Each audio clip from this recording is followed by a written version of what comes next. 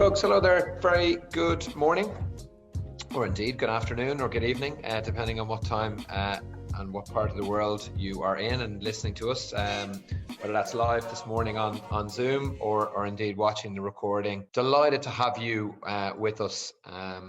Delighted to have you with us this morning. So look, let's kick off. Brief introduction to those of you who don't know me or we haven't met. My name's Rob McGee. I'm the CEO at Ingenio Learning, and I am delighted to be talking to you all in the final section, or the final session of our May topic, which we've been covering over the last 3 weeks. This is the fourth. The ultimate guide to the job interview process, so really helping you to really understand that entire process from beginning to end. We've had, we've had some fantastic feedback, really strong engagement over the last couple of weeks in terms of Q&A, in terms of follow-up questions. We've obviously had a load of people physically go and take the course off the back of these sessions. So yeah, look, let's dive into the detail. As I said, if this is the first session that you are arriving into, or that you've been here for, what we've been covering over the course of May, we've done really owning the interview process. After you interview, 3 things that you must do. Last week, we had a brilliant session on how to handle job rejection. And today is all around getting feedback after your interview. So look, really quickly, before we start, what I would love to do is I would love to just get a sense from your opinion, in your view, when is the best time? When do you think the best time to ask for interview is? Okay, just literally give me, it'll take you 2 seconds to answer the question, right? So is it in advance? Is it asking for it in the interview, or is it asking for it after the interview? Okay, so in your opinion, when is the best time to ask for interview feedback? In advance, in the interview itself, or lastly, after the interview? And the results are really interesting. It is literally split. In fact, it's gone slightly ahead. 59% of you think that asking for feedback is best and appropriate after the interview. 41%, I'd say, ask for it in the interview. And amazingly, 0% think or feel that actually arranging in advance is the best time. Look, thanks a million for asking or for answering those questions. That is incredibly telling for me, okay, and a brilliant way to start off our session. So let's get into the detail here. For me, there are 3 opportunities for you to ask for feedback or to get feedback. And I'm going to go through them in kind of sequence, and I'm going to deconstruct them a little. And really interestingly, what I would say to you, certainly to those people who've answered questions in the poll there, is the importance is actually listed out here in terms of, I guess, the sequence of importance on the screen. So actually arranging feedback in advance of an interview is by far the best thing to go and do. Asking for it there and then in the interview is probably the most powerful and impacting, but it doesn't necessarily always mean that you're going to go and get it. And asking for feedback after the interview is you've probably got the lowest chance of actually getting really good, proper, thorough, real-time feedback. So let me go through that in a little bit of detail. So when you get called for an interview, when you get invited to attend an interview from either a recruiter or an internal HR or a hiring manager, whoever it is, And clearly there's a couple of things that will be happening at that moment in time. The first is that you'll clearly know, you'll know what job it is that you're going for. You'll have probably applied to a job description, and there will probably be an invitation sent to you to say, look, Rob, we want you to rock up to an interview between 2 and 2:30 next Tuesday afternoon. It'll be via Zoom. Hopefully, fingers crossed, interviews are going to start taking place relatively quickly face to face, but it'll be on Zoom. And here's the audience. So, you know, you'll be speaking with the head of project management or the head of sales and someone from HR. And here's what the agenda will be. It'll be a quick get to know you, you know, and so on and so forth. So when you are accepting and agreeing to attend that interview, it's really, really important that you start talking about what is potentially going to happen after that interview. You need to be, and I was talking about this for the whole of the month of April. You need to understand the process that you are in. So you need to understand, you know, how many interviews are going to be happening, how many candidates they're seeing, what the timescale and the timelines are for the interview process. So actually, what I would be asking for as a question before you rock up to that interview is just to say to them, okay, fine, so my interview is going to be next Wednesday at 2:00. Can you just let me know when do you expect to be giving feedback after interviews? Do you do it typically within, you know, the same day? Do you typically do it the following day within 24 hours? Do you typically do it within the same week? And typically, by the way, how do you give feedback? Is it over the phone, or is it on email, or whatever the case may be? And look, what I will say to you is that those candidates of ours, and certainly this is one of the things that we help you with massively in the course, okay, in our course in Ingenio Learning, are candidates who go in and have an expectation set with the client already to be able to go and get some feedback, ideally over the phone, or kind of, you know, flowing down in kind of priority over email. They always do significantly better than those people who don't do that. Okay, so that is really, really important. Okay, I want you to try and really think about that when you're going to the interview, when you're accepting the interview, I want you to ask as one of the questions that you would be clarifying in terms of, you know, agenda, audience, topic, you know, duration. I want you to be talking about feedback and already signposting that with the client, that it is important to you that you understand what the next steps are going to be. Okay. The next one is asking for it in there and then in the interview. Okay, and this is really important. Okay, we at Ingenio, we have a process, an interview process that we have designed, created, and drafted by working for so many years with clients around what an optimal or what the best interview looks like. And there are 4 sections to that, again covered in massive detail in our course.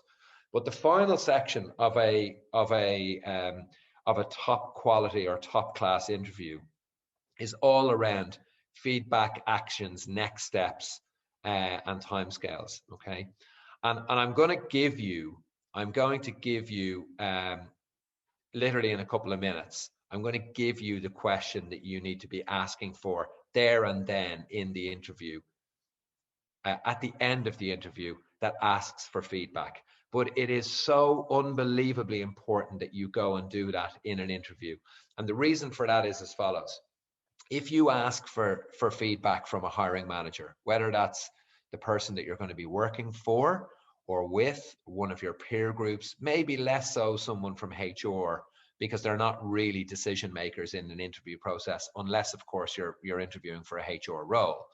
Okay, what is really, really important is that you are able to physically see or hear the reaction that the person has for you when you ask for feedback on you and your suitability for the role, their team, and their business. Okay, but we cover that in great detail. There is a whole section in an interview, and we teach you and train you and prep you to really perform to the optimum in that perspective. So it's very, very, very important. In fact, sorry, it's critical that you are asking for feedback there and then in an interview.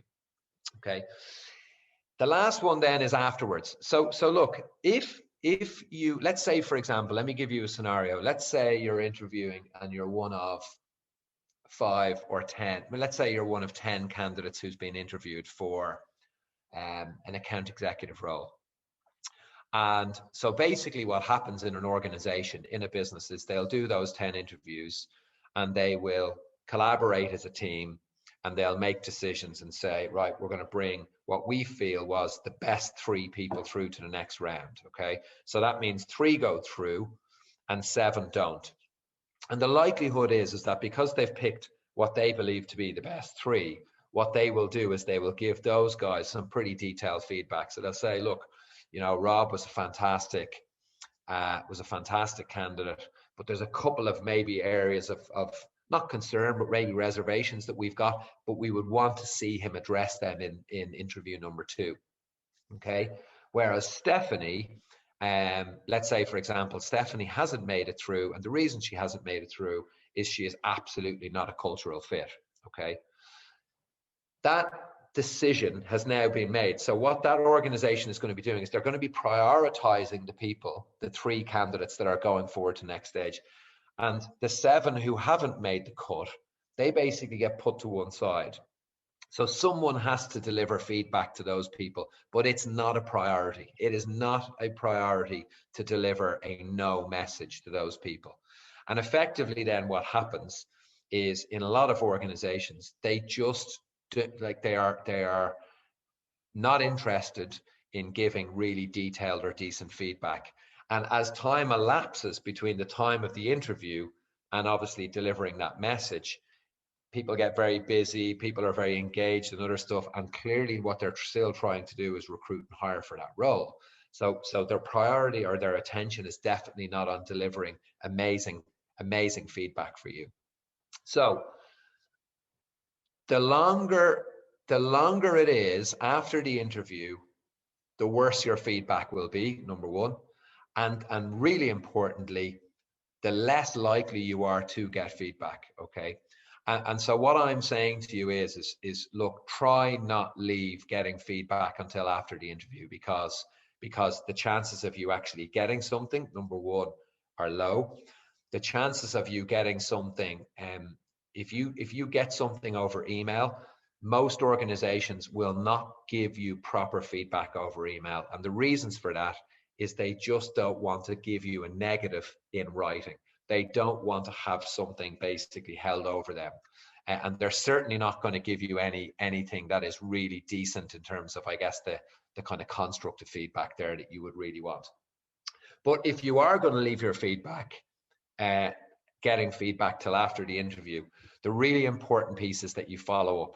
And the reason there's a picture of a phone there is that I want you to go and do it over the phone, not on email, because feedback on email, it literally won't be worth the digital paper it's written on. Okay, you're not going to learn or get or extract anything from that. So that's the first thing I'll say to you. So you need to follow up, and you need to follow up on the phone.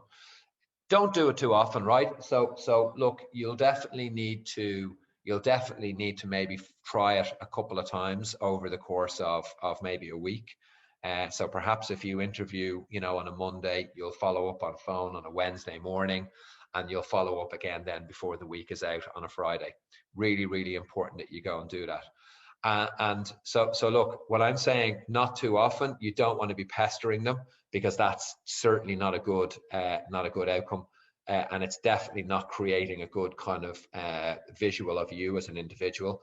But you've got to make sure that you're firm but polite, as I said in the message there. Okay, so I hope that makes sense, right? So really, really important. If you can arrange in advance, getting feedback, that is absolutely the optimum, because it shows the client that you are really serious about this opportunity and about, progressing in it.